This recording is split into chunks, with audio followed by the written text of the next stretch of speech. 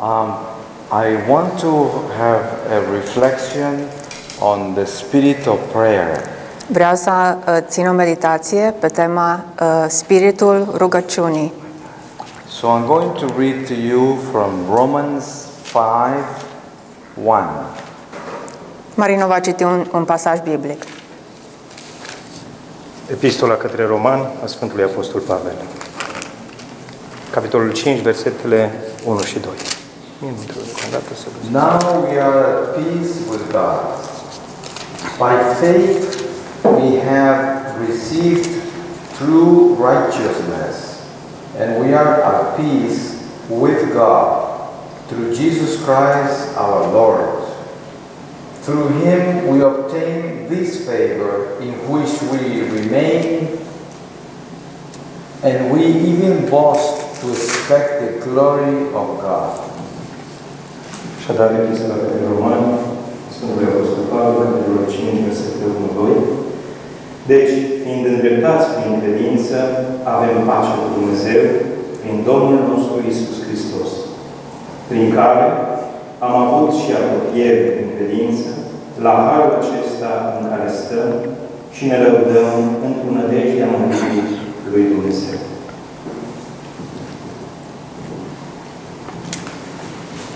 We as Catholics, we pray. Noi, ca și catolici, ne rugăm. And we believe that prayers are a communication with God.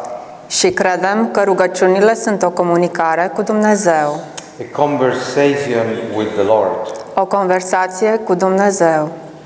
In our hearts, În sufletul nostru, we feel that we are talking to somebody that is listening to us. simțim că vorbim cu cineva care ne ascultă. And we believe that that person that is listening to us Și credem că acea persoană care ne ascultă is the same one that created us. este aceeași persoană care ne-a creat. Is the same one that knows everything about us. Este aceeași persoană care știe totul despre noi. Is the one that is always in us. Este aceeași persoană care este tot timpul înăuntrul nostru. Because we believe that He is omnipresent. Pentru că noi credem că este omniprezent. Present everywhere and in everyone. Este prezent peste tot și în fiecare dintre noi. And that makes our prayer Și asta face rugăciunea noastră very deep and powerful. să fie foarte adâncă, foarte profundă și foarte puternică. Prayer has to be a conversation with God always. Rugăciunea trebuie să fie o conversație cu Dumnezeu întotdeauna. Every time we pray, De câte ori ne rugăm, we have to make sure trebuie să ne facem siguri that we know că știm we're talking to God. că vorbim cu Dumnezeu. Because otherwise that prayer Pentru că de altfel rugăciunea will not be a real prayer. nu ar fi o rugăciune reală. Because it takes two to have a conversation. Pentru că avem nevoie de două persoane să avem o conversație. You cannot be praying to your supplication. Nu poți să te rogi unei intenții, Because that will be talking to yourself. pentru că aceasta ar fi cum ne-am vorbit nouă înșine. So when you pray, you talk to God Deci când vă rugați, And you vorbiți cu Dumnezeu and you tell God what you want. și îi spui la Dumnezeu ce vrei. But you believe that God is listening to you. Și credeți că Dumnezeu vă ascultă. The most important prayer for us Catholics Cea mai importantă rugăciune pentru noi catolicii is the Eucharist. este Euharistia. We just had the Eucharist. Noi doar ce am avut Euharistia. And we are transformed with the Eucharist. Și noi suntem transformați cu Euharistia. Because that bread of life Pentru că acea pâine a vieții being the most powerful prayer to the Father, fiind cea mai puternică rugăciune către Dumnezeu, place us in a mystical realm ne pune într-o realitate mistică and transforms our hearts. și ne transformă sufletul. Right now, we just received the bread of life. Chiar acum numai ce l-am primit pe Iisus în Euharistie, pâinea vieții. Our soul is not the same as when we came in this morning. Sufletul nostru nu este același ca și atunci când am intrat în biserică astăzi de dimineață. Our soul is filled with light, Sufletul nostru s-a umplut de lumină, the light that came down from heaven lumina care a coborât din rai, to feed us through the hands of the priest, ca să ne hrănească prin mâinile preotului, to feed us with the Eucharist. să ne hrănească cu Euharistia. But that Eucharist Dar această Euharistie a came venit, to us ne-a venit nouă after all the prayers of the priest. după toate aceste rugăciuni ale preotului. So prayer Deci rugăciunea is the fuel of our conversation with God. este ce alimentează conversația noastră cu Dumnezeu. And the whole Eucharist celebration, Și întreaga celebrare euharistică, from beginning to end, de la început până la sfârșit, is built with prayers. este clădită cu rugăciuni. And the prayers are a sacred history. Și rugăciunile sunt o istorie sacră. When we pay attention to every piece of the Eucharist, Când suntem foarte atenți la fiecare părticică, bucățică a Euharistiei, aceste rugăciuni. we know we are going through the whole history of Jesus. Noi știm că trecem prin întreaga istorie a lui Isus. We're going through His incarnation, Trecem prin încarnarea lui, His public life, prin viața lui publică, His passion, prin suferința lui, His death on the cross, prin moartea lui pe cruce and His resurrection. și prin învierea lui. And it's one prayer Și este totul într-o rugăciune, with many prayers. cu mai multe rugăciuni.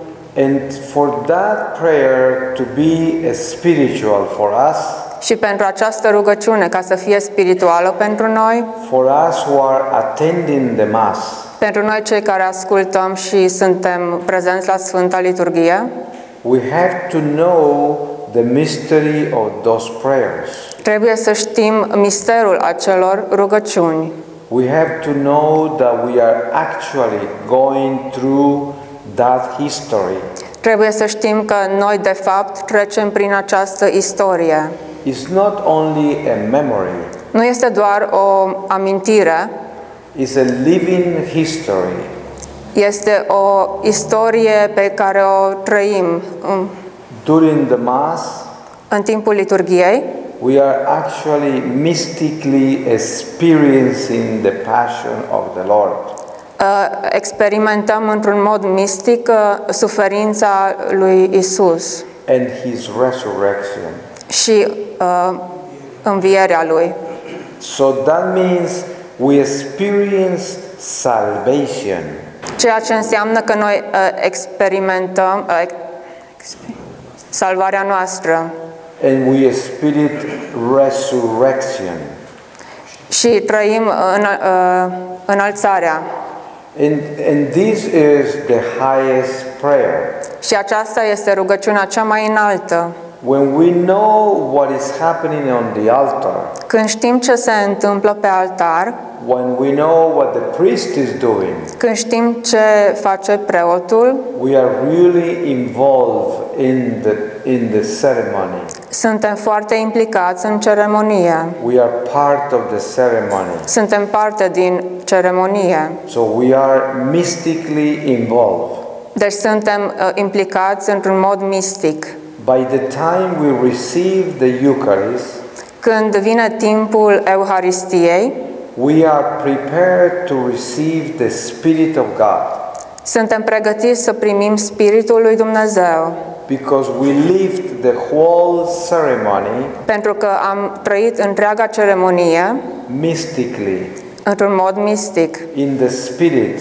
în spirit. And that's why the Eucharist Și de aceea Euharistia comes as a spirit vine ca un spirit and not simply as a religious ceremony.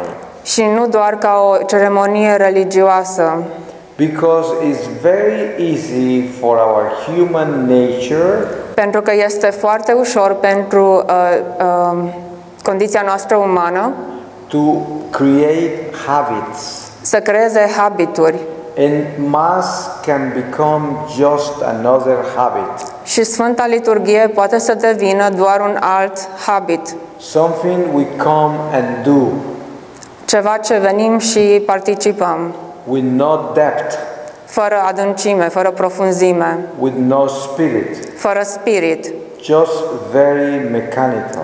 doar foarte mecanic, Because we feel it's something good to do, pentru că simțim că e ceva bun de făcut, but not because we are really inside the spirit of the Mass. dar nu pentru că suntem cu adevărat înăuntru spiritului liturghiei. So the spirit of prayer Deci spiritul rugăciunii is absolutely important to have present. este absolut important să-l avem prezent în fața noastră. It's like when we pray a rosary, E ca și cum când ne-am rugat Sfântul Rozar, we have to repeat many times the Hail Mary. trebuie să repetăm de multe ori rugăciunea născătoare de Dumnezeu. So if we don't pay attention, Și dacă nu suntem atenți, the Hail Marys can become mechanical. rugăciunea născătoare de Dumnezeu poate să devină mecanică, Can become just a routinary repetition. poate să devină doar o repetiție. And that's what we have to be careful. Și cu asta trebuie să fim foarte atenți, Because to pray a good spiritual rosary, pentru că a ne ruga un rozar bun, spiritual, we have to be spiritually present in every Hail Mary. trebuie să fim prezenți, activi, spiritual în fiecare rugăciune născătoare de Dumnezeu. Sometimes when I'm praying the rosary, Câteodată când mă rog Sfântul Rozar and I notice that I lost concentration, și observ că mi-am pierdut concentrarea and I went through a whole decade of the rosary not being concentrated. și mă rog o întreagă decadă de rozar fără a fi concentrat, So what I do is I go back and do it again. ceea ce fac e mă duc înapoi și spun aceeași decadă din nou. Because I know that if I continue like that, Pentru că știu că dacă continui așa, my rosary is going to be very weak. rozarul meu va fi foarte slab. And I want to do always a spiritual rosary. Și vreau să mă rog întotdeauna un rozar spiritual. A rosary that I know that I am praying every little piece of the rosary. Un rozar în care știu că mă rog fiecare părticică din el. And when we do a novena, Și când ne rugăm o novenă, those 9 days of prayer, acele 9 zile de rugăciune, it is very important to prepare before you pray the novena every day. este foarte important să vă preparați în fiecare zi înainte să vă rugați novena. Not to go just to the prayer right away. Nu doar să mergeți imediat și să vă rugați rugăciunea novenei. It's very important to ask for the Spirit of God to come. Este foarte important să cereți la Dumnezeu Spiritul Lui să vină peste dumneavoastră And to talk to the Spirit. și să vorbiți acelui Spirit. To tell the Spirit what you are going to do. Să-i spuneți acelui Spirit ce aveți de gând să faceți. You tell the Spirit, this is my second or third day of the novena, Lord. Deci să-i spuneți Spiritului, aceasta este a doua sau a treia zi din această novenă, Dumnezeule, I want you to be with me, vreau să fii cu mine, because it is to you that I am praying. pentru că către Tine mă rog, And Doamne, I want you to listen to me. și vreau să mă asculți. I want you to have mercy of me. Vreau să ai milă de mine, îndurare. And please keep me concentrated. Și te rog să mă ții concentrat asupra rugăciunii. Don't let any distraction take me away from my prayer. Nu lăsa ca să fii distras de orice în timpul rugăciunii. In that way, my novena is a spiritual novena. Și în acest mod, novena mea va fi o novenă spirituală. It's not just a mechanical novena, Nu va fi doar o novenă pe care o spun în mod mecanic. because routinary and mechanical novenas Pentru că novenele spuse într-un mod de rutină, mecanic, they don't raise up to heaven. nu se înalță către rai. They are nothing, Ele sunt nimica, de fapt. because they don't have a real conversation with the Spirit of God. Pentru că nu au o conversație reală cu Spiritul lui Dumnezeu. And you, when you read the Gospels, Și când citiți Evanghelia, you can read how Jesus was so strict with the apostles. puteți să citiți cum Isus a fost foarte dur, foarte strict cu apostolii. He demanded high discipline. El le-a cerut o disciplină foarte precisă, foarte înaltă. You remember when Jesus went to a town Vă amintiți când Isus a mers într-un oraș and the apostles were there ahead of him. și apostolii au fost acolo înaintea lui. And there was a woman with spiritual problems. Și a fost o femeie cu o problemă spirituală. And the apostles were not able to cast the spirit out. Și apostolii nu au putut să scoată acel spirit din acea femeie. So Jesus came and did it. Și Isus a venit și a făcut asta. And the apostles asked him, why couldn't we do it? Și apostolii l-au întrebat, de ce noi nu am putut să scoatem acest spirit? And he said, because those spirits demand lots of prayer and fasting. Și el a răspuns, pentru că acele spirite au nevoie, ca să iasă, de multă rugăciune și de post. So he was teaching how we need to get stronger and deeper in prayer. Deci el ne-a învățat cum trebuie să devenim mai puternici și mai profunzi în rugăciune, Especially when we have a great need. mai ales când avem nevoi mari și grele. Because if we are dealing with something difficult in our lives, Pentru că dacă avem greutăți în viață and we want to present that particular case to the Lord, și vrem să-i prezentăm această greutate lui Dumnezeu, we need to get really disciplined trebuie să avem o disciplină foarte strictă and to know what we are doing. și să știm ce facem. To know that we really have to get to God, Să știm că noi trebuie să ajungem la Dumnezeu, to call His attention. să-L atenționăm. Because it is the only way to show that you really know Pentru că e singurul mod de a-i arăta că noi știm cu adevărat what you're asking for. ce îi cerem. It's not only that we need God to fix our problems. Nu e doar că avem nevoie de Dumnezeu să ne fixeze problemele, It's that we need to worship God as the one that can do it. ci e că noi trebuie să ne rugăm la Dumnezeu ca și cum știm că El poate să ne rezolve problemele. To acknowledge that He is the power.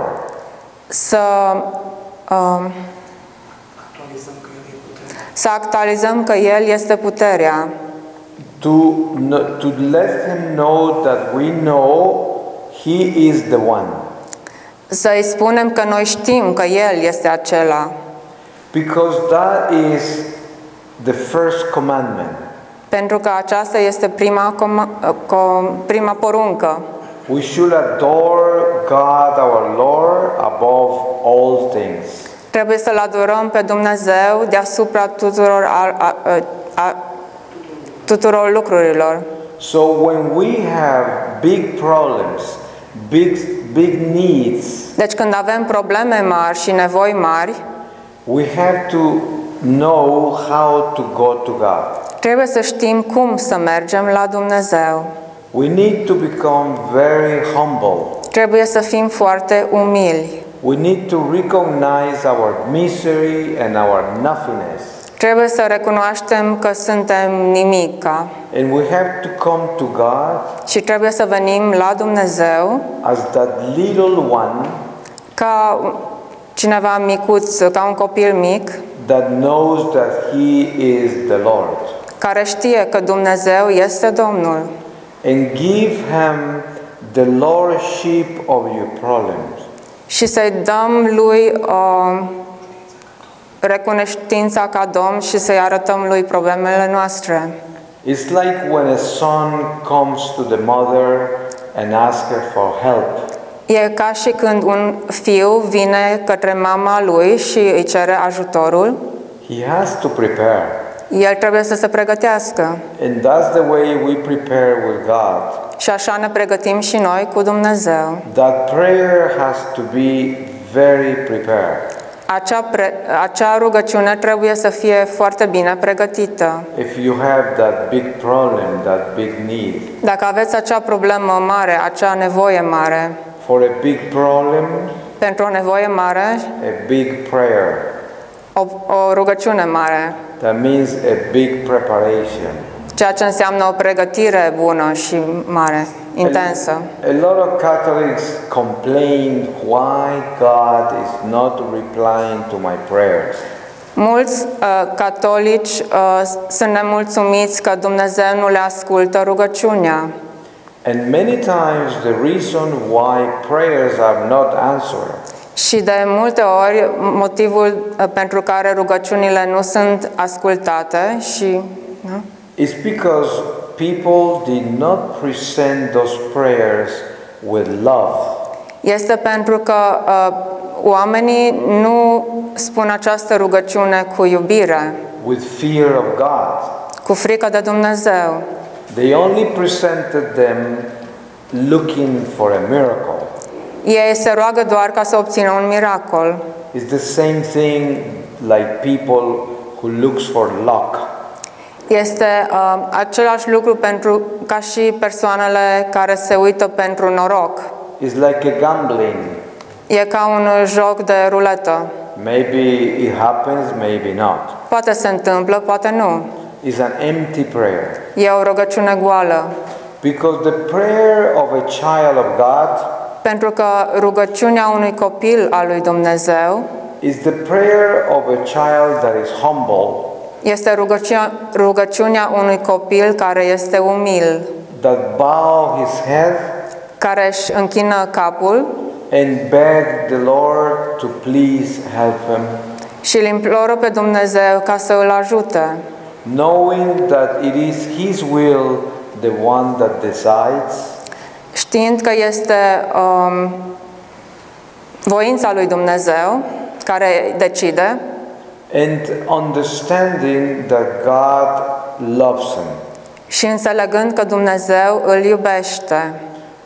That alone is the beginning of a good prayer. Și astea toate împreună sunt începutul unei rugăciuni bune. It has to come deep from the heart. Trebuie această rugăciune să vină din adâncul sufletului. Because that's what God wants. Pentru că asta vrea Dumnezeu. Every teaching of Jesus to the apostles during all his public life Fiecare învățătură a lui Isus către apostol în timpul vieții sale publice was teaching them how he was always talking to his Father. A fost o învățătură în care i-a învățat cum el vorbea cu Tatăl Său Ceresc. He will go very often to the mountain on his own to pray. El mergea de multe ori în munți ca să se roage. And the apostles knew he was the Messiah. Și apostolii știau că el era Mesaia. They knew he was God. Ei știau că el era Dumnezeu. And they knew he went to pray to his Father. Și au știut că el a mers să se roage Tatălui Său. Because who else will the man God will pray to? Pentru că cui altcuiva ar putea omul Dumnezeu să se roage către? Only to his Father.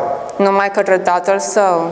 And the teaching was we have to always offer our life to the Father.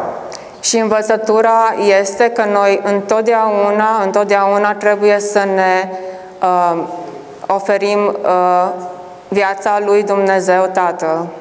He told us, everything you ask to the Father in my name El ne-a spus, orice veți cere Tatălui în numele meu, will be given to you. vi se va da. But before he said that, Dar înainte să spună asta, he was teaching us how to do it. ne-a învățat cum să facem asta. First, we have to be faithful to the Father. În primul rând, trebuie să fim credincioși Tatălui. We have to be obedient. Trebuie să fim ascultători. We have to fulfill his law. Trebuie să-i împlinim legea. And then we are able to talk to him because we are in his friendship. Și atunci vom fi capabili să vorbim cu El pentru că îi suntem prieteni. Because you cannot come to God to ask him anything Pentru că nu poți să vii la Dumnezeu să-i ceri ceva if you are not in a friendship with God. dacă nu ești într-o prietenie cu Dumnezeu, If you are not in obedience with God. dacă nu ești ascultător față de Dumnezeu. And that is absolutely vital to understand. Și asta este vital să o înțelegem. That prayers cannot be just a luck, Că rugăciunile nu sunt o chestie de noroc, not a gambling. nu e un joc de ruletă. Prayers are a friendship, Rugăciunea este o prietenie, a friendship with God. o prietenie cu Dumnezeu. It's the communication with the one that truly loves us. Este o comunicare cu acela care ne iubește cu adevărat. So if we do know that he truly loves us, Deci dacă noi știm că El ne iubește cu adevărat, every time we pray to him, de fiecare dată când ne rugăm Lui, he knows that we love him too. El știe că și noi îl iubim cu adevărat. The way for us to talk with God Pentru noi, modul de a vorbi cu Dumnezeu is through the love that he himself gave us. este prin iubirea care El ne-a dat-o. That's why St. Augustine said, De aceea Sfântul Augustin a spus, give me what you want from me and then ask me anything you want. dăm ce... Give me what Give me what you want from me. Give me what you want. From me, yeah. Să-mi dai mie ce vrei de la mine And then ask me what you want. și atunci cerem ce vrei. Meaning Adică? I don't have anything to give you, Lord. Adică nu am ce să-ți dau, Doamne, But give me what you want from me. dar dăm ceea ce vrei ca eu să-ți ofer, Because I have nothing. pentru că eu nu am nimic. And then once you give me that, Și atunci, odată ce îmi dai then asta, ask me anything you want. atunci cerem orice vrei. Meaning he is recognizing that God is everything and he is nothing. Adică el recunoștea că Dumnezeu este totul și el era nimica.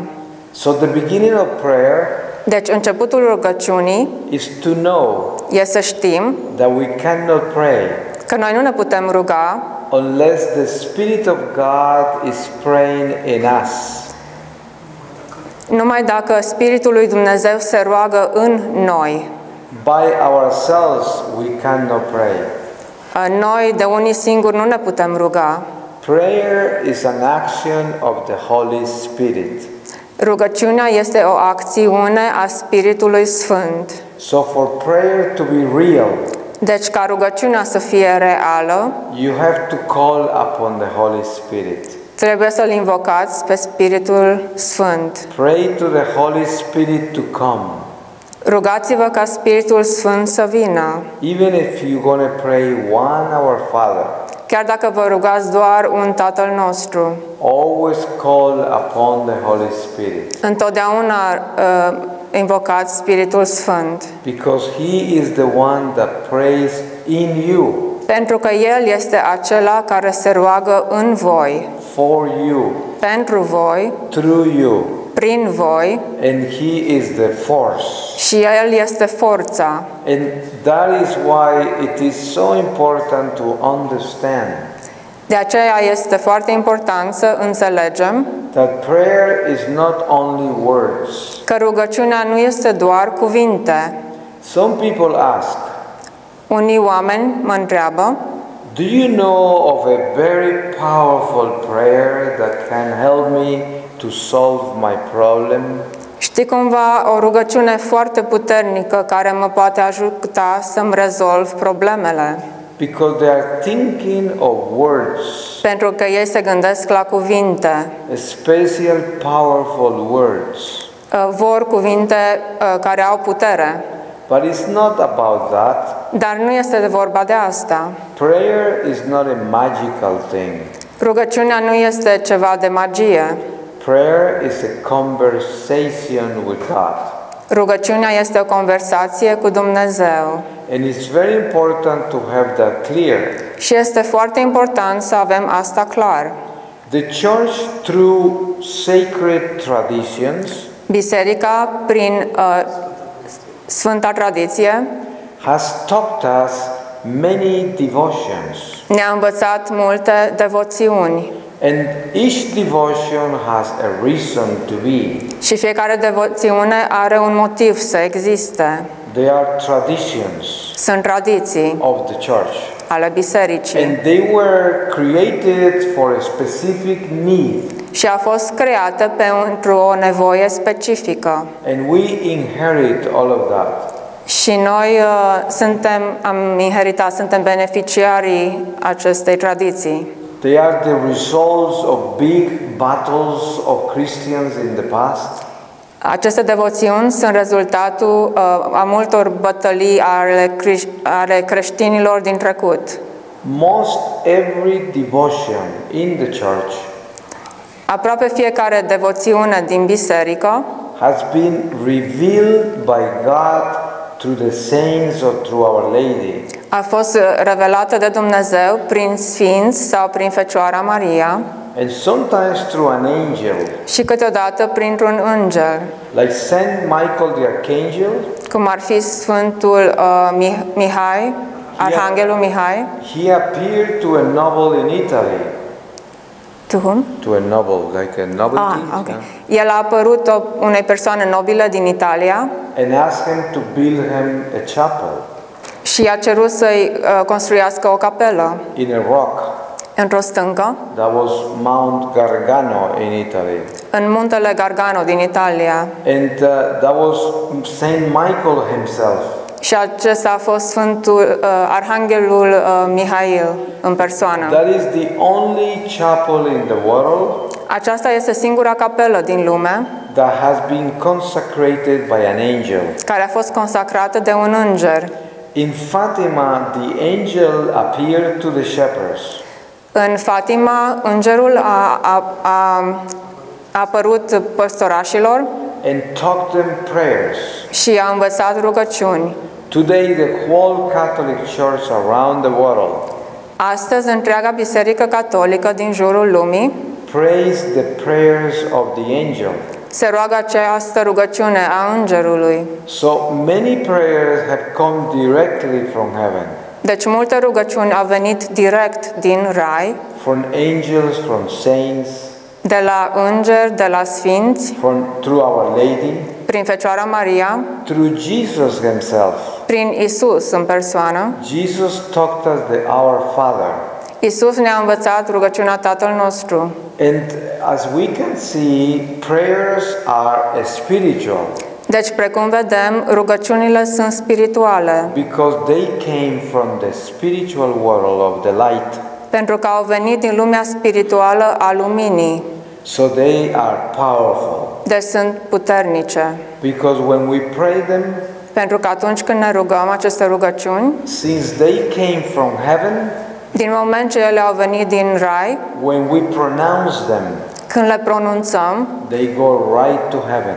ele merg înapoi la rai direct. It's the natural effect of that prayer. Este un efect natural al acelei rugăciuni. Because that is the reason that the prayers landed here where we are. Pentru că acesta este motivul pentru care aceste rugăciuni au aterizat aici. Because through them we reach back to where they came from. Pentru că prin ele noi putem să ajungem înapoi la locul de unde au venit aceste rugăciuni. And that is what it is so important. Și asta este foarte important. To know that prayer comes from the Spirit. Să știm că rugăciunile vin de la Spirit. And that's why it is so important to call upon the Holy Spirit. Deci de asta este foarte important să invocăm Spiritul Sfânt So that you can get within the spirit of prayer. ca să putem intra în spiritul rugăciunii. And then our prayer will be powerful. Și atunci rugăciunea noastră va fi puternică. That doesn't mean that God is going to give us everything we ask. Asta nu înseamnă că Dumnezeu ne va da tot ceea ce îi cerem, But God is going to listen to our prayers. dar Dumnezeu o să ne asculte rugăciunea. Some prayers are answered the way we request them. Unele rugăciuni primim răspuns la ele în același mod în care am cerut. Deci primim răspuns la rugăciunile noastre. And you can be sure of something. Și puteți fi siguri, God is a good God. Dumnezeu este un Dumnezeu bun. When He doesn't answer the way we want, Când nu ne răspunde în modul în care noi vrem, it's because He answered the way He wants. este pentru că El ne-a răspuns în modul în care El vrea. And what He wants, Și ceea ce El vrea, since He is a good and perfect God, din moment ce El este un Dumnezeu bun și perfect, what He wants for us is always perfect. ceea ce El vrea de la noi este întotdeauna perfect. So He gives Și us pentru the best He can give us, Deci El ne dă ceea ce e mai bun pentru noi, always. întotdeauna. So sometimes it is what we want, Deci câteodată obținem ceea ce noi vrem, because He finds it good for us, pentru că Dumnezeu găsește acel lucru să fie bun pentru noi, but sometimes it's what He wants. dar în alte ori este ceea ce El vrea. But what happens with what He wants Dar ce se întâmplă când obținem ceea ce Dumnezeu vrea, is that it's not always visible to us. este că nu este întotdeauna vizibil nouă. It's not always rational for us. Nu e întotdeauna rațional pentru noi ceea ce primim. It's not always tangible to us. Nu e întotdeauna ceva ce putem atinge. So that's why we think He didn't answer. De aceea credem că Dumnezeu nu ne-a răspuns rugăciunii. But we will find out sometime later Dar vom afla mai târziu, during this life în această viață or in the next life, sau în viața viitoare, that He truly answered every one of our prayers. că El cu adevărat a răspuns fiecarei rugăciuni a noastre. But when our prayers were prayed right, Doar atunci când rugăciunile noastre ne-am rugat bine. we have to be clear about that. Trebuie să fim foarte clari pentru asta. We cannot expect prayers that are prayed as looking for a miracle, Nu putem să ne așteptăm că atunci când ne rugăm ca și cum am aștepta un miracol, like who plays the roulette, când ne jucăm ruleta, and not when prayers are prayed with love, with understanding that you're talking to God. și nu ca și rugăciunea când ne rugăm cu iubire, când înțelegem că îi vorbim la Dumnezeu.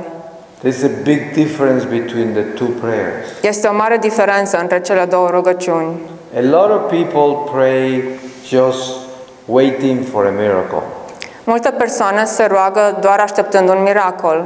And yes, miracles do happen, Și da, miracolele se întâmplă, but they happen through love. dar se întâmplă prin dragoste. They don't come from a mechanical prayer. Nu se întâmplă când ne rugăm mecanic. They don't come from a superficial prayer. Nu se întâmplă când ne rugăm superficial. They don't come from a materialistic prayer. Nu se întâmplă când ne rugăm materialistic. They come from a prayer with love. Se întâmplă doar când ne rugăm cu iubire, cu They dragoste. come from a prayer where we acknowledge God as the Lord. Se întâmplă când recunoaștem că Dumnezeu este Domnul. The Lord of our life. Este Domnul, Dumnezeul vieții noastre. And that is very important. Și asta este foarte important.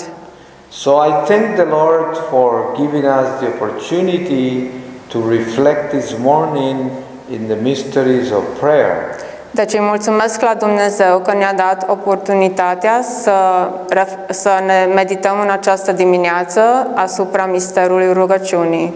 And I ask the Holy Spirit to come upon each one of you here. Și cer Spiritului Sfânt să vină asupra voastră, fiecare individual, And also upon all of those that are watching us through internet, și asupra celor care ne privesc prin internet, so that He will give you the gift of spiritual prayer.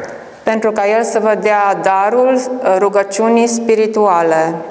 I really want God to give it to you, Vreau din toată inima ca Dumnezeu să vă dea acest har, because that will really change your life. pentru că acest lucru vă va schimba viața în mod real. As a Catholic, you learn how to pray. Dacă, ca catolic, învățați cum să vă rugați, You will notice the difference. veți observa diferența. It's very important to take your time to acknowledge God. Este foarte important să vă luați timp când vă rugați, să nu vă grăbiți, să recunoașteți cine este Dumnezeu, To ask for the Holy Spirit always să-L invocați pe Spiritul Sfânt întotdeauna, before you pray. înainte să vă rugați. So may the Lord bless you Să vă binecuvânteze Bunul Dumnezeu and keep you safe from the devil. și să vă mențină sigur departe de diavol. Amen. Amin.